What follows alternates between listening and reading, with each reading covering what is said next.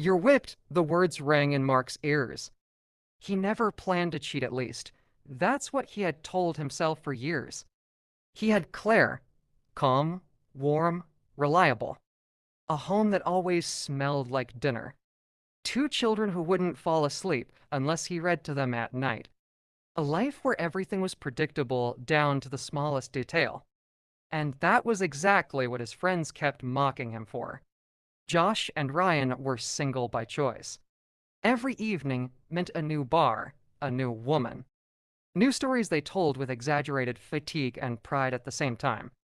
You live like a retiree, Josh laughed. Whipped, Ryan added. Do you even remember what adrenaline feels like? At first, Mark joked it off. Then he grew irritated. And eventually, he began to doubt himself. Maybe he really was missing something. Maybe his smooth, steady life wasn't stability, but surrender. That's when Lily appeared. Nothing dramatic. Just light flirting, late night messages. The feeling that someone was looking at him with interest again. Not as a husband or a father. His friends were thrilled. There you go. Now you're finally living, Ryan said when Mark admitted they had planned a meeting. Everything was arranged the day. The time, the hotel, no spontaneity. More like planning a business trip. That evening, Mark stayed home longer than usual.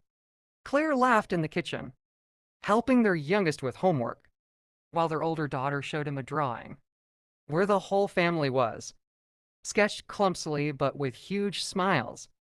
Daddy, that's you, she said, hugging him tightly as if afraid he might disappear.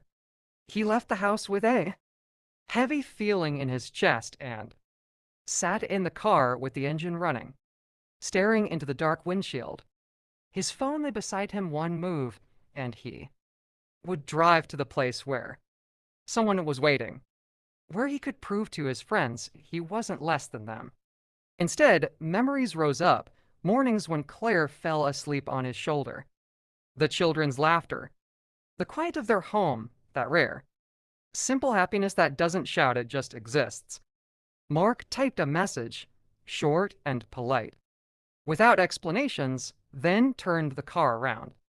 The next day, Josh and Ryan stared at him in disbelief. You were serious? You canceled everything? Mark shrugged. I just realized I don't need to prove that I'm alive. I already am. That evening, he came home earlier than usual. Claire looked surprised. Did something happen? He smiled.